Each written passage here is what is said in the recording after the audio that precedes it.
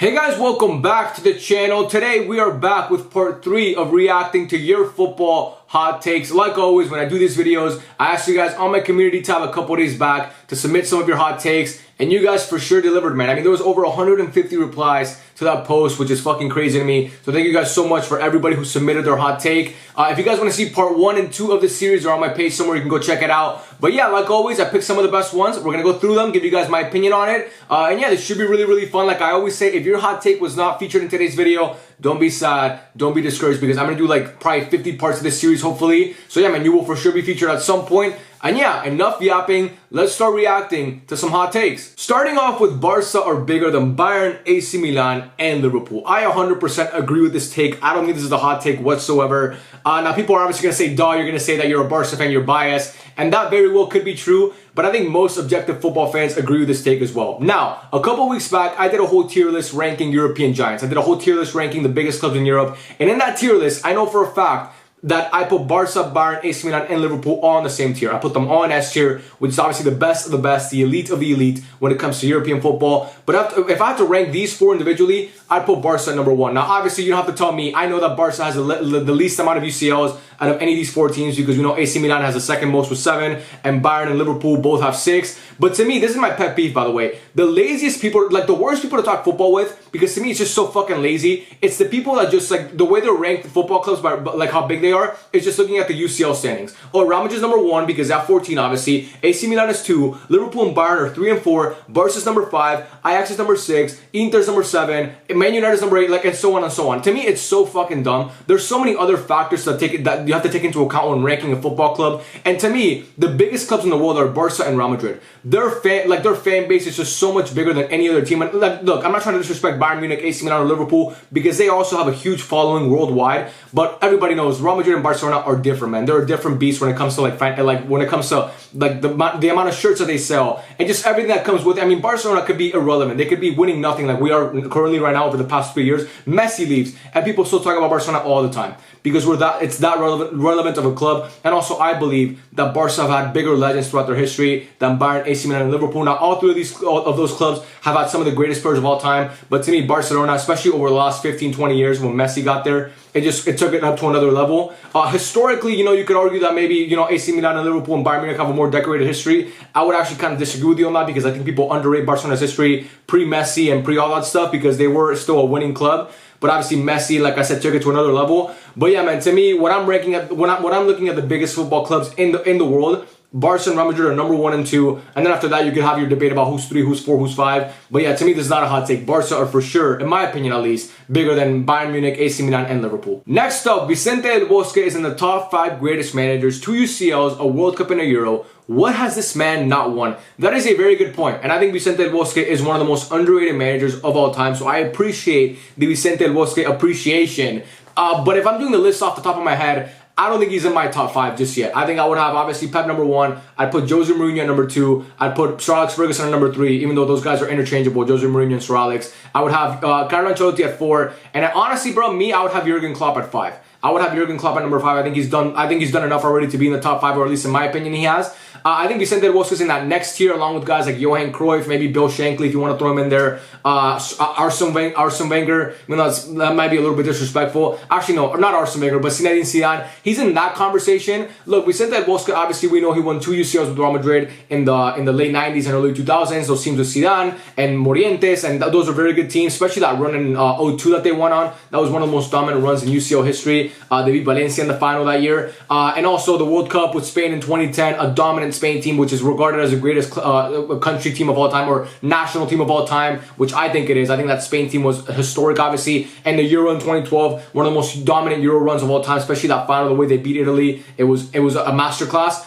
But to me, again, like I said, I don't think Vicente Del Bosque, maybe it's because he's been out of football for so long and because he coached the national team for his last couple stints. He wasn't like a club guy that we saw every single week, week in and week out, just playing a league. Maybe that's why he's not as fresh in our memory. but I do think Vicente del Bosque is a tactician. He was really, really good. But when I look at the teams that he had now, and actually, no, that's a lazy point because Pep Guardiola has had some amazing teams, and I think most people, obviously, and I do agree he's the greatest manager of all time. So I'm not going to take away from Vicente del Bosque for that. But obviously, we know that Spain team won a Euro with Luis Aragonés in 08, and then he took over and they just kept winning and becoming more and more dominant. And like I said, those Real Madrid teams were really, really good, and he took over them and they won league titles as well. So I think Vicente del Bosque is a great manager, but if you're asking me to put him in my top 5, I just don't think he's quite as good as those other guys that I mentioned earlier. But yeah, I think this guy is extremely underrated. Really one of the goats of the game. Next up, R9 is the greatest international player of all time. That's actually not a bad shout. R9 has a very good case to be one of the best international player of all time. This guy, not just at the World Cup, what he's done, but what he did in the Copa America in 97 and 99. I mean, that guy was just insane. A machine when it came to international football.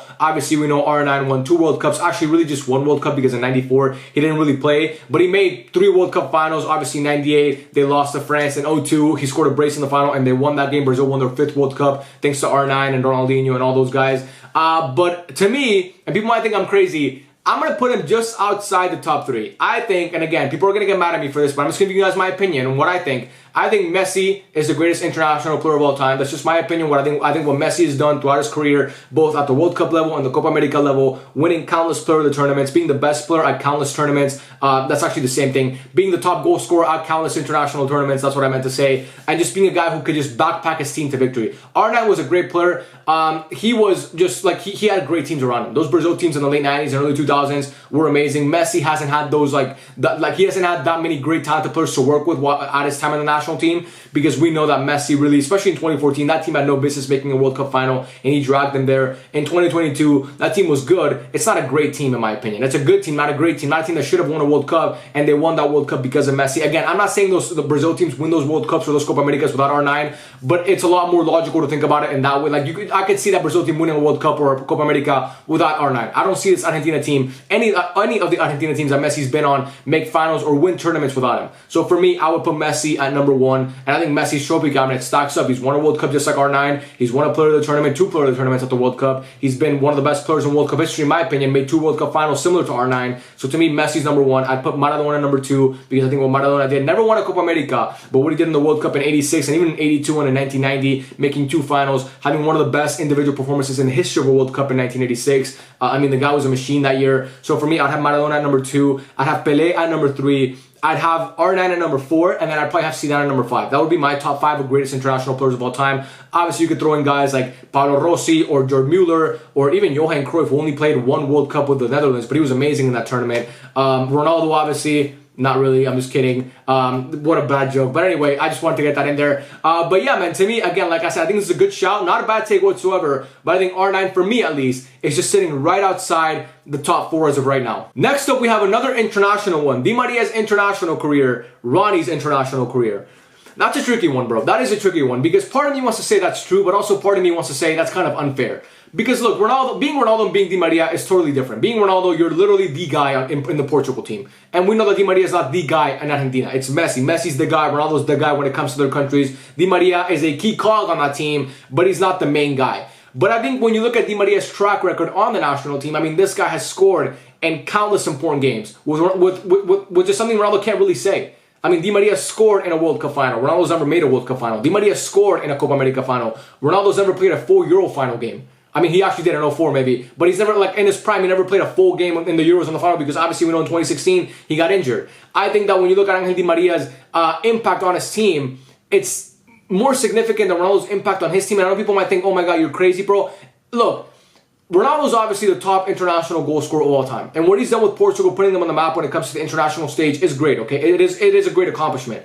But Angel Di Maria has been a guy who people actually take away credit from Messi because of what Di Maria has done. Because he's that good of a big game player. Because he's a guy who always shows up no matter what. No matter like whether it's against Switzerland in the round of 16, in the World Cup in 2014, scoring the winner in that game. Whether it's against Brazil in their stadium in the Maracanã, scoring that goal to win the Copa America for the first time in 34 years or something crazy like that for Argentina. Or whether it's in Qatar, playing against France, scoring the second goal in a beautiful finish and having a really good game overall. I think when I look at Angel Di Maria's track record, like I said, and his, like, he has just so many more significant moments to me. Like, when you think of Angel Di Maria on the national team, so many moments come to my mind. Like I just said, those 3 goals. I mean, so many other like scoring a goal in the Olympics also, like the winner in that game, scoring the goal in the Finalissima, which I know people don't really care about the Finalissima, but he did score that goal. And when I think of Ronaldo, man, I mean, it's the Euro in 2016, and a Euro that, in my opinion, I've told you guys about my opinion of that Euro before. It wasn't that dominant of a run.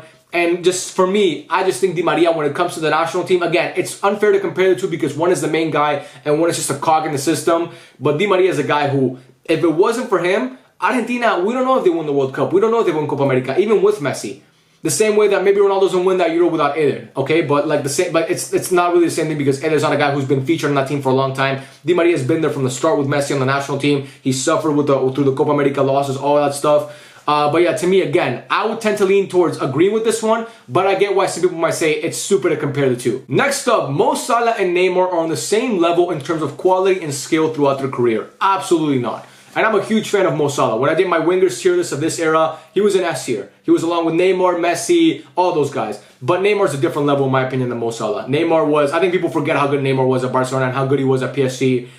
People just disrespect Neymar too much, in my opinion. Neymar is one of the greatest players in the history of this game. Mohamed Salah is a great player. He's not in the top 10. I can make a very good argument that Neymar, in terms of like as a footballer and just like complete all-around skill set, is one of the top 5 greatest players to ever play this game. And honestly, if you want to do it, I can make an argument he's in the top 3. I could really make that argument if I wanted to. And to me, Neymar's just a better overall player than Mohamed Salah. I think Neymar's a better dribbler. I think Neymar has a better shot. I think Neymar is a better playmaker. I think basically everything you can be better at, Neymar is better at. So for me, I don't agree with this take whatsoever. Again, I rate Mo Salah very highly, but Neymar's a different class. Neymar is with the greats. Mo Salah is with the greats, but not quite in that class just yet, in my opinion at least. Next up, we have Rodri is the best player in the world by my man, Soul King Jack, one of my most loyal and best subs. Shout out to you, Jack. I appreciate the hot take, but this is awful, my man. I don't agree with this whatsoever. And it's not just Jack, by the way. I've seen this take circular on Twitter and TikTok for the last couple months. This could not be further from the truth. I think Rodri is a great player, but this whole best player in the world shouts that he's getting is dumb.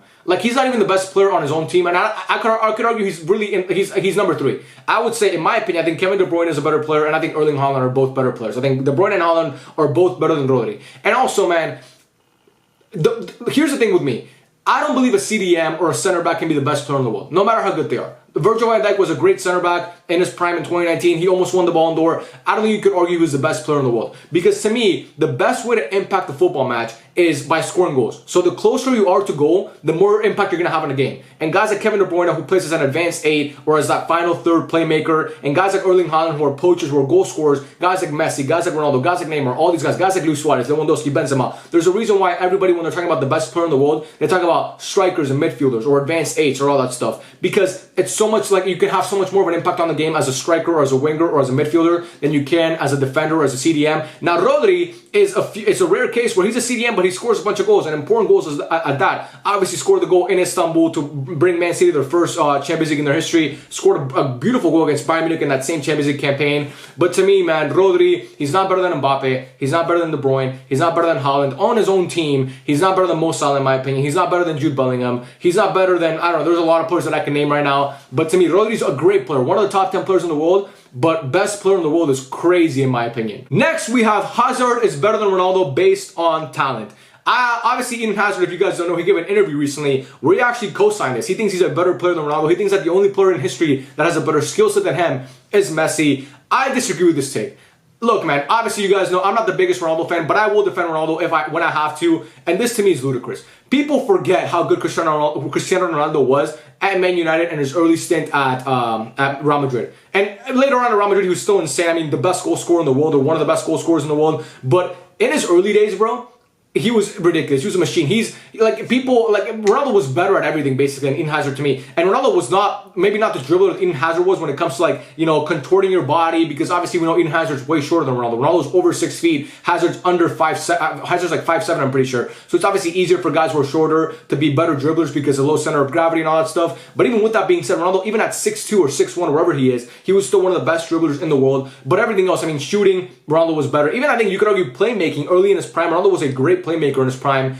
So for me, again, Eden Hazard is a great player. He's not in the same class as Ronaldo. Ronaldo's a top 2 player of all time. Eden Hazard is, he's not even the best Chelsea player of all time. So for me, when I'm looking at this, when I see this take like circulating online and people are actually agreeing with it, I think people forget. Like people are looking at Ronaldo now, Al-Nassr, or his second stint at United or at Juventus. But this guy, man, from like 2007 to 2014, right before his knee injury, he was unplayable, like unplayable on the wing, bro, like doing everything, tracking back, winning the ball, dribbling. His pace was amazing. Again, in terms of like dribbling and aesthetically pleasing dribbling, maybe he wasn't as good as Hazard, but that's not the only skills from the game. I think this is turning into what people call in the NBA the pure hooper community. I'm sorry, I just started so much. The pure hooper community, where people look at a guy like Kyrie Irving and say, oh my god, he has this great handle, he's the best player of all time, but you know, because he's better, like he has a better handle than LeBron, or he has a better shot. Yeah, but LeBron's a better player. LeBron's more productive. It's the same thing here. Eden Hazard is a great player. Ronaldo's the more productive and better player in my opinion. So yes, Hazard might be the better dribbler, but in terms of an all-around player in a career,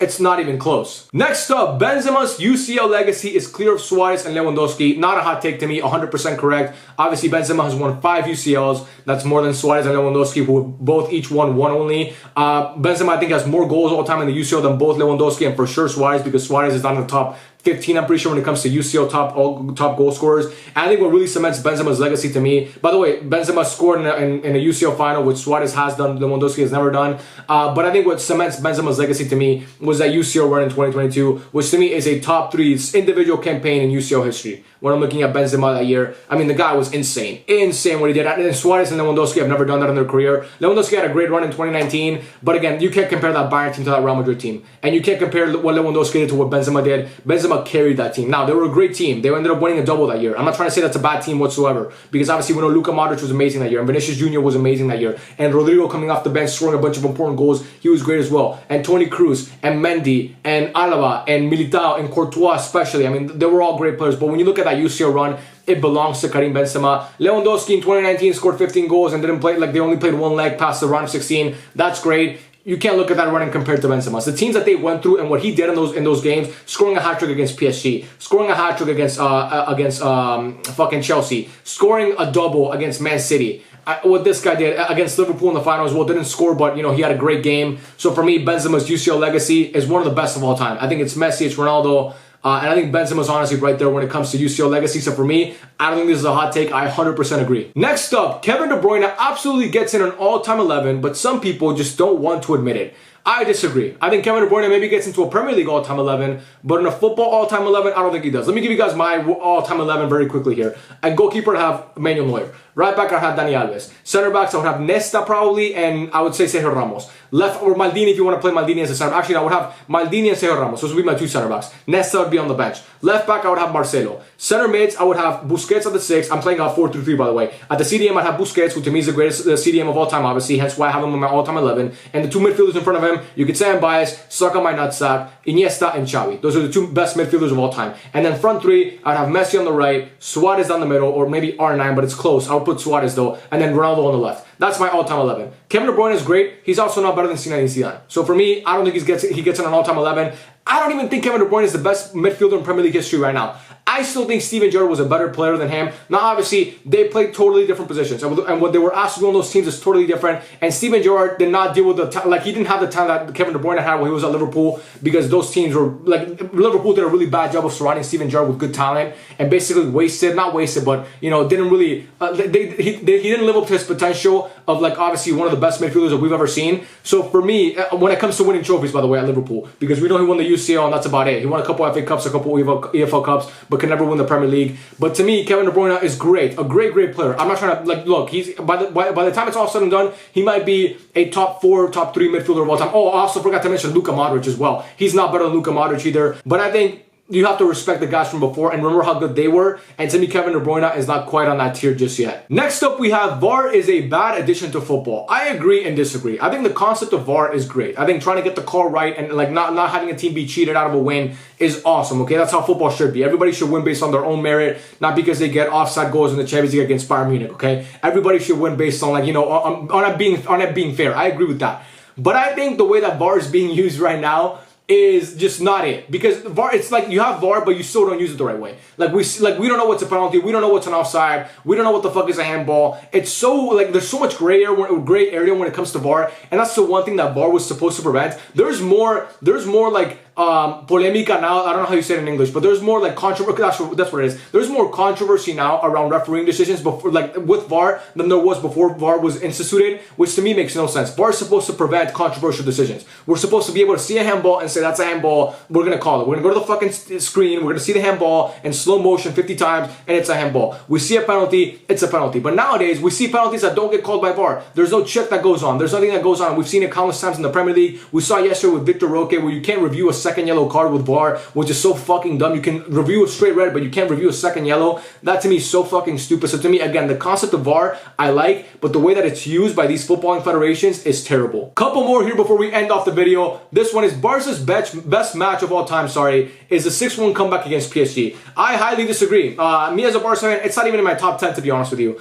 This match was great, but to me what really sours it is what happened in the next leg. I can't really I know we're supposed to look at an individual match, and this game was great, but it was round of 16 of the UCL, and we honestly had no business losing to that PSG team. So we should have come back and won that game, and also what happened against Juventus in the next leg, where we got shut out through 2 legs, didn't score a single goal, is kind of it just leaves a bitter taste in my mouth. Every single win over Real Madrid is better than this one to me, obviously as a Barca fan. The 5-0, the 6-2, the 5-1, the 4-0 twice, the one in the Super Cup last year. I mean, every single UCL win that we've had in Rome, in Wembley, and in obviously Berlin, all that I've watched live in person. I loved I like all those more than this one. Which else? I can't even think. I'm trying to think off the top of my head right now. There's a lot of them. There's honestly there's so many more that I can think of that are just not coming to my head right now. But yeah, to me, this is not if you're asking for Barca fans, maybe some Barca fans agree this is the best match of all time. Me as a Barca fan, like I said, it's not in the top 10. I just think countless games that to me mean more than this one. But this is a good game. I mean, I go back and watch this game a couple sometimes here and there just to remind myself of how happy I was that day when Neymar scored that goal and when Sergio Roberto scored that goal. It was a great moment. But best Barca match of all time, not even close in my opinion. And then lastly here we have Ferran Torres is better than Prime Pele. How is this a hot take, guys? Why are we thinking this is a hot take? I mean, has Prime Pele ever scored a hat-trick against past Manuel Neuer, the best keeper of all time? Has Pele ever scored a hat-trick against Betis away from home? No, he hasn't. So stop giving me these silly fucking takes. Obviously, we know Ferran Torres, the GOAT, the Shark. I mean, does Pele have a nickname like the Shark? No. What do they call Pele? The young boy? I don't know. What do they call Pele? Rest in peace, by the way, Pele. No disrespect to Pele. But Ferran Torres, man, I mean, it's a different level. It's a different level of clutchness. Ferran Torres has scored in El Clásico before. Pele has never scored in El Clásico. So to me, it's not even close. Ferran Torres is here. And Pele, again, rest his soul, is just a tier below him. And that, guys, is the end of the video. I appreciate you guys for watching. I tried to make this one a little bit longer just so I can get to more of your guys' takes because you guys left a lot of them. So thank you guys so much for all the support, all the love on the channel. It really does mean the world to me. I appreciate every single one of you, and I'll catch you guys on the next one. Peace out.